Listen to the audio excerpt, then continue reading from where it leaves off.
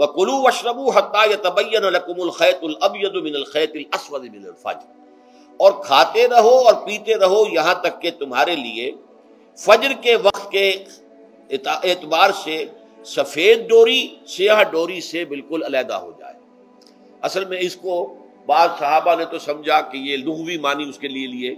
کہ آپ اپنے تکیے میں ایک سفید دھاگا رکھ لیا ایک کالا رکھ لیا، اور دیکھتے رہتے تھے جب یہ سفید اور کالا علیحدہ علیحدہ نظر آنے لگے تو پھر روزے کا رکھنے کا وقت شروع ہو چکا اور اب کھانا پینا بند کر دیا جائے۔ فرمایا گیا یہ مراد نہیں ہے، یہ جب پاؤں پھٹتی ہے تو اس کے اندر ایک سفید سی لکیر جو ہے افق کے اوپر آتی ہے، یہ ہے مراد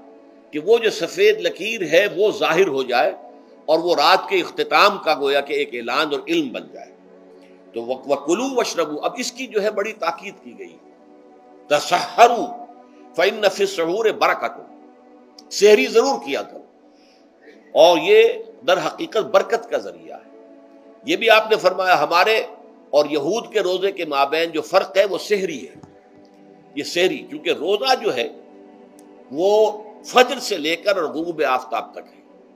طلوع آفتاب سے نہیں، فجر سے، جبکہ وہ سپیدہ سحر جس کو ہم کہتے ہیں نمودار ہو جائے۔ طلوع آفتاب تو ابھی 1.5 گھنٹے بعد ہوگا کہیں جا کے، لیکن اس وقت جو ہے روزہ شروع، غروب آفتاب پر ختم۔ اس حوالے سے اس سے پہلے کھانا پینا، اور اس میں بھی فرمایا گیا کہ بعض لوگ بہت زیادہ احتیاط کرتے ہیں، وہ صحیح نہیں ہے، اس لیے کہ فجر کے لیے اذان جب دیتے تھے تو اس میں بعض حضرات ذرا جلدی کرتے تھے۔ حضور نے فرمایا کہ نہیں، دیکھو یہ ذرا جلدی کر دیتے ہیں، اگر تم میں سے کسی کے ہاتھ میں پیالہ ہے، ابھی وہ کچھ کھا رہا ہے، اذان ہو گئی ہے، تو وہ اپنا پیالہ پورا کر لے۔ اس میں بھی تشدد کی ضرورت نہیں،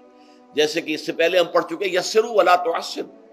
یرید اللہ بکم الیسر ولا یرید بکم العسر، اللہ تمہارے ساتھ آسانی چاہتا ہے، سختی نہیں چاہتا۔ تو اسی طرح فرمایا وَكُلُوا وَاشْرَبُوا حَتَّى يَتَبَيَّنَ لَكُمُ الْخَيْطُ الْأَبْيَضُ مِنَ الْخَيْطِ الْأَسْوَدِ مِنَ الْفَجْرِ۔